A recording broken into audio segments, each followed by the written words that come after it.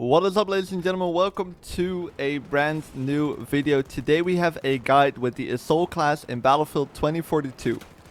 After this video, you know which best guns to play, what are the best specialists to use, what are the best gadgets, when do you play it, and how do you play it.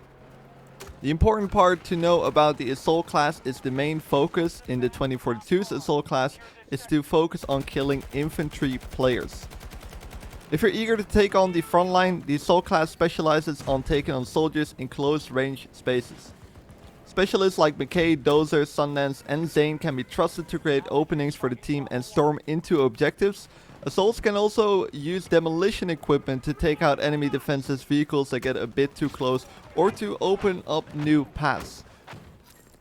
The main thing with the Assault class is if you're an aggressive player, if you just like to get into the action, this is gonna be your go-to class. First of all, which are the best guns to play? Now you get an extra treat with the Assault class is that the main thing with the Assault class, and this is a DICE's way of trying to push you to use the right guns, is the Assault guns or the Assault rifles will get 3 extra mags if you're using Assault rifles while using the Assault class. Personally, I think SMGs can be extremely useful as well, but it's definitely more of a benefit if you're using Assault rifles. Try and avoid using snipers and LMGs as they are a little bit more passive, and the Assault class is definitely more of getting up close. Snipers and LMGs are a little bit too slow. Marksman rifles as well.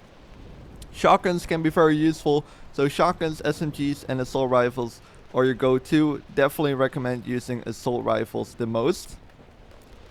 So for the best specialist in the Assault class, you have Mikael, Dozer, Sundance and Zane.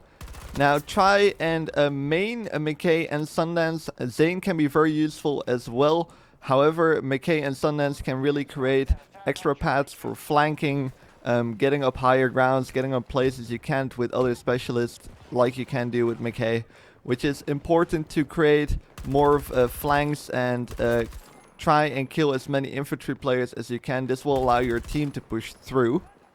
I would personally always avoid using Dozer. Dozer can be a fun specialist to use, however it will not be the most useful, and it's very easy to take down if you're a half decent player. And also what is important is try and avoid using Sundance and Mikael on more flat maps. For example, you have Hourglass at the state of this right now, and you have Renewal. Those are more flat maps. The specialists can still be very useful, but the problem is you cannot really use them as in their most optimal way. With Sundance, it's hard to flank when there's barely any buildings. You want to get on buildings and then fly, of course, get behind the enemy lines. It's hard to do that with Sundance on those maps. And with Mikael, you kind of want to try and have higher grounds. Again, if there's not many buildings to work with, Mikael is not going to be the most useful. Zane can pretty much be useful on any map. Spamming explosions. Zane will not be the most useful on complete open maps where there's not a lot of players in tight situations, because the explosive rounds that Zane can use is more if you know where enemies are going to be. So keep that in mind when picking your specialist. My personal favorite is Mikael, and sometimes I will go on Sundance to get a quick flank, but I'm always maining Mikael on the Assault class. Now for the gadgets you have on the Assault class, you have the Med Pen, which is your standard gadget on the Assault class, and you have the choice between the Smoke Launcher, Armor Plate, C5 and Claymore. Now for those 4 gadgets, avoid using Claymore. Again, this is more for the passive player, and the Assault class is definitely meant to play more aggressive. Claymore can be useful to block off flanks or whatever, and you're not really going to be doing that when you're trying to play very aggressive.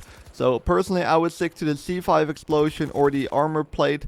On certain open maps, it can definitely be very useful to use the smoke launcher in combination with the smoke grenades, because you have a specific amount of nades you can use. You can also use smoke grenades on the Assault class and smoke launchers. This is a very good combo. If you're playing on those open maps, your team is kind of getting stuck, spam a couple of smokes. It's important to smoke the enemy and not yourself, as this will create more confusion for your team if they should push or not.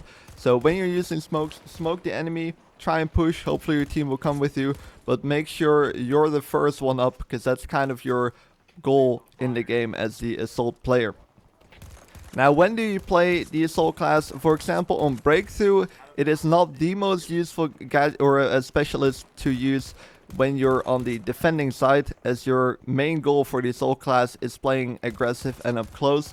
So if you're more of an aggressive player, if you like to get into the action and you're more of an attacking player, then the Assault class has to be your pick.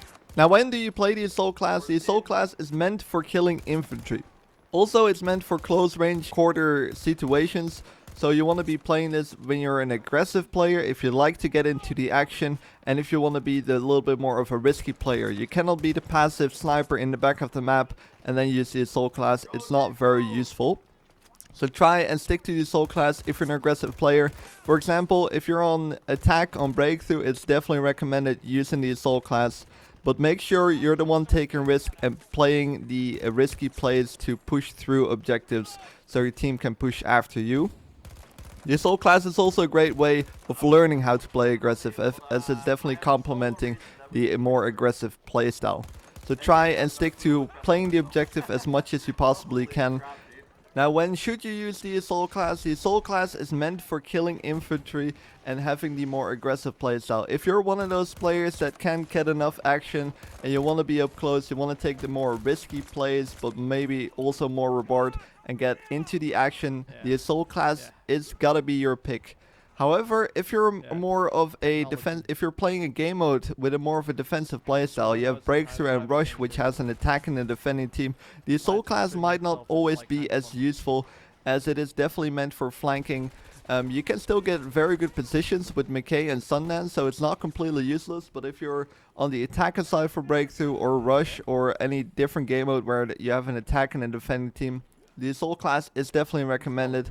On Conquest, it will always be useful, but again, try and be the one who's attacking flags and not be the one who is defending the flags. That's going to be the main thing for the Assault class. If you guys have any questions, leave them down in the comments. I usually read them. Thanks so much for watching. If this was useful, be sure to drop a like, subscribe if you enjoyed it, and I hope to see you guys in the next video.